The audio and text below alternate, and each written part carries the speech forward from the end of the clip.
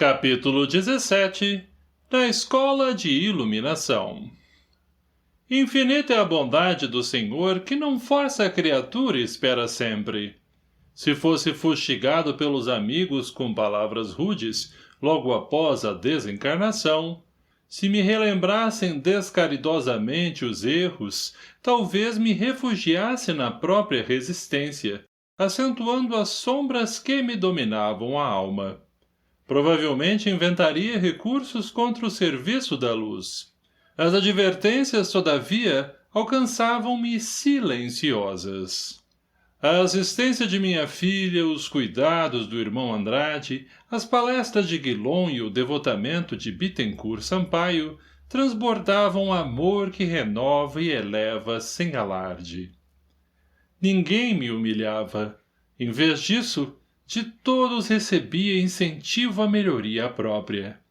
Salutares modificações me alegravam, penetrando-me o coração, sem ruído.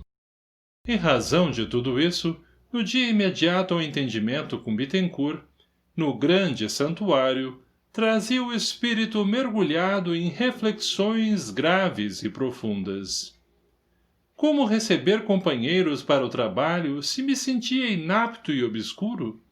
No íntimo, pretendia absorver-me em preocupações esmagadoras, ganhar tempo aprendendo e servindo. No entanto, nos recessos da consciência perseverava a lembrança daquele ensinamento evangélico alusivo ao cego guiando os cegos. Não deveria precipitar-me. Convinha meditar em oração, suplicando ao Senhor acréscimo de visibilidade espiritual.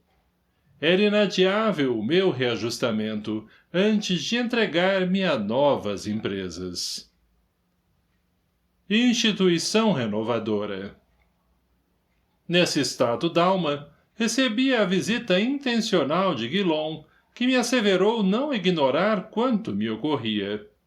Atribuiu-me as dificuldades à transitória inadaptação à vida espiritual e aconselhou-me um curso rápido numa das escolas de iluminação existentes ali. E, como eu lhe pedisse ajuda, explicou-me sorridente que encaminharia a solução do problema com o irmão Andrade, esclarecendo leal. Nesse serviço novo, Jacó, procure ser menino outra vez. Não guarde ideias preconcebidas. Esqueça o homem de negócios que foi. Ouvide a sua posição de comandante com subordinados e pessoas agradecidas à sua disposição. Chega sempre o momento em que nos cabe devolver ao Senhor as dádivas que nos empresta, a título precário. De mente lavada e fresca, você aprenderá melhor o sentido da vida real. Saber recomeçar aqui é uma ciência agradável e, ao mesmo tempo, complexa. Ouvi-lhe atentamente o conselho e, depois de breve combinação com a filha, fui conduzido pelo irmão Andrade a uma das dependências do mesmo templo que visitáramos na véspera. Algumas dezenas de espíritos aí se achavam em contato com os instrutores. Notei que as aulas iam animadas, todavia, não se revestiam de caráter solene e, por esse motivo, tornava-se difícil destacar professores e aprendizes. Tudo simples e cordial. Primava o ambiente pela expressão acolhedora. Dissertações graves em fraternidade envolvente. Andrade confiou-me a proteção do gabinete administrativo e afastou-se depois de explicar que me dedicaria ao aprendizado de apenas algumas semanas por ser detentor de certa bagagem de conhecimentos elevados, recolhidos na esfera carnal, considerando-se que a maioria dos companheiros, ali estacionados nas lições diuturnas, disputavam, por enquanto, alguns recursos rudimentares da espiritualidade superior. Informações úteis. Vendo-me a sós com o instrutor que me atendia, surpreendido gravei suas palavras estimulantes e afáveis. Revelava-se sinceramente interessado em auxiliar-me.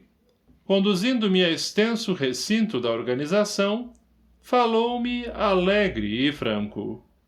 Você apreciará ensinamentos e valer-se-á das possibilidades da escola, com eficiência precisa, em meio de espíritos que lhe são desconhecidos até agora.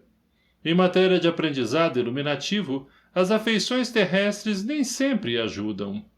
Comumente perturbam, aliás. A conquista de luz interior demanda certa violência aos interesses do eu, e os parentes ou afins, por vezes, tocados de afeição exclusivista, provocam vibrações de piedade mal conduzida, de amor próprio ferido, de melindres desnecessários e ciúmes nocivos. Isto, na maior parte das ocorrências, envolve a alma numa redoma de perigosa ilusão, tal como se um material isolante nos afastasse do clima real da vida. Cada qual de nós é um problema particular na criação divina. Enfrentemos corajosamente os nossos enigmas. Se é preciso libertar das zonas inferiores o coração, para religá-lo aos planos mais elevados, tenhamos suficiente valor para fazê-lo. Em tarefa como a que se vai iniciar, a demora da mente nas fórmulas mais respeitáveis de retenção pode ser ruinosa. Fitei o interlocutor, esperançoso e contente, e, talvez porque me observasse o juvenil anseio de aprender com proveito, bateu-me paternalmente nos ombros e rematou, sorrindo. Seja feliz. Lembre-se de sua necessidade de transformação salutar e prossiga fortalecido e sereno. Daí a instantes, tomava lugar entre os assistentes. Nenhum conhecido. Nenhum laço que me fizesse retomar mentalmente o passado. Soube, aliás, mais tarde, que esse característico da instituição é providencial. Ainda não nos achamos num campo de amor equilibrado. A herança do círculo consanguíneo, da simpatia incondicional, do grupo sectário ou do impulso preferencial ainda nos acompanha intensamente a esfera em que me reajusto.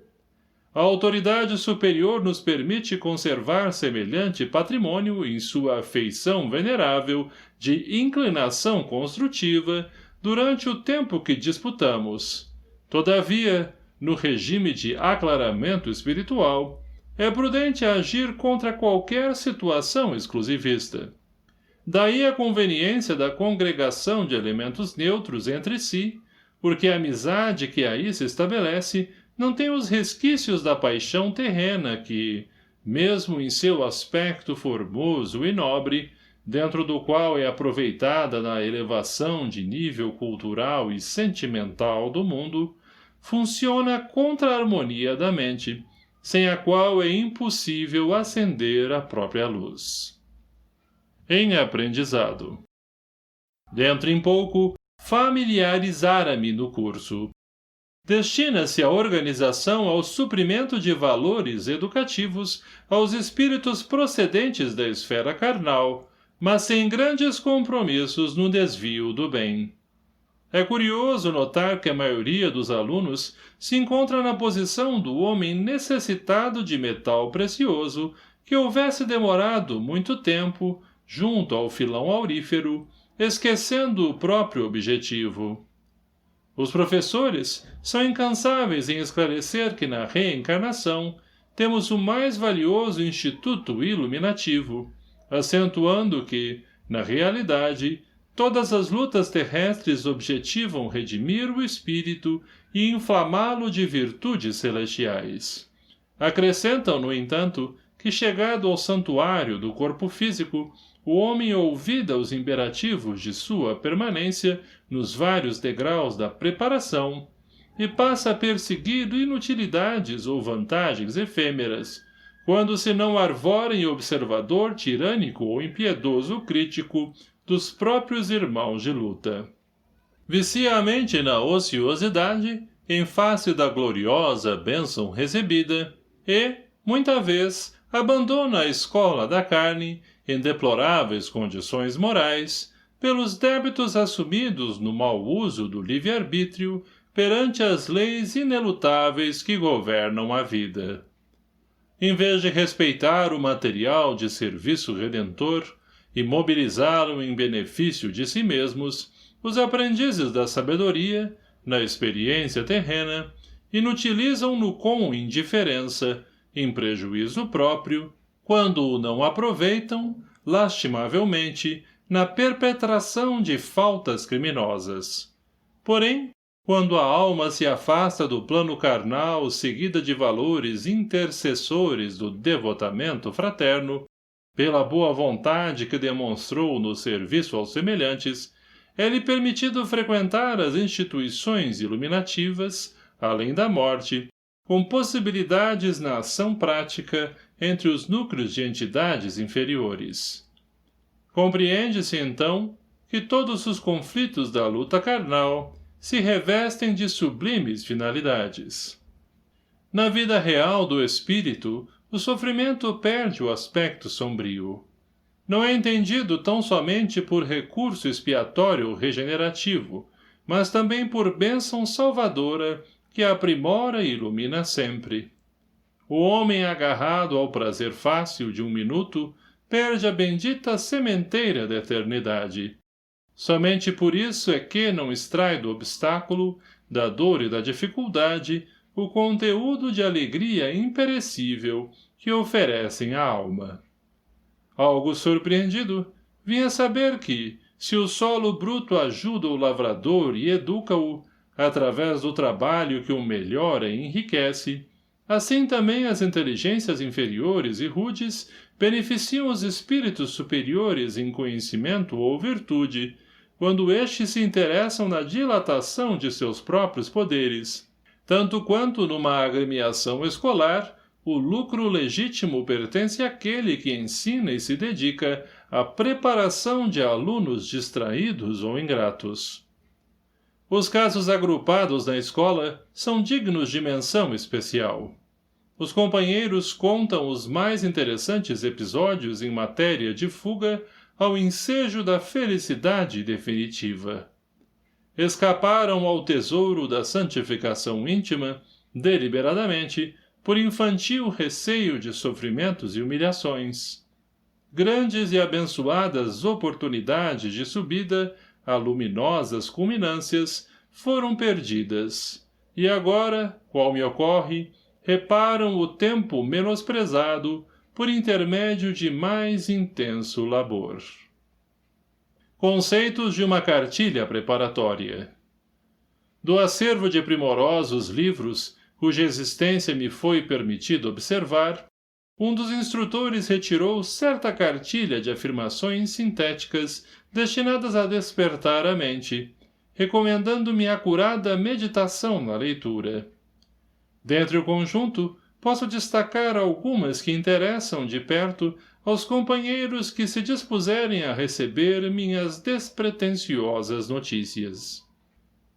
Cada espírito é um mundo vivo com movimento próprio, atendendo às causas que criou para si mesmo, no curso do tempo, gravitando em torno da lei eterna que rege a vida cósmica.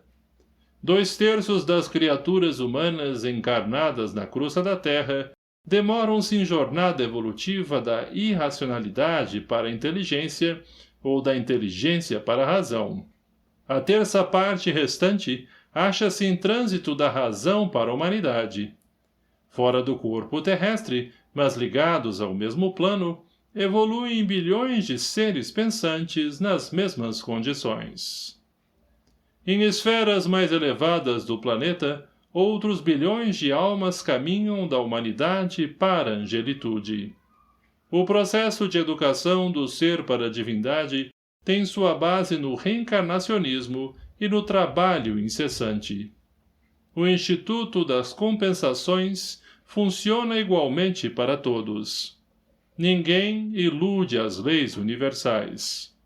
Os recursos de dignificação da individualidade permanecem ao dispor da comunidade planetária nas diversas escolas religiosas da Terra, escolas que se diferenciam no culto externo de acordo com os impositivos de espaço e tempo, mas que, no fundo e em essência, se irmanam na fonte da eterna verdade, em que a integração da alma com a luz divina se realiza por intermédio do supremo bem.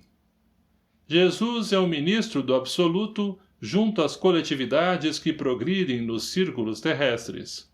Os grandes instrutores do mundo, fundadores de variados sistemas de fé, representam mensageiros dele, que nos governa desde o princípio.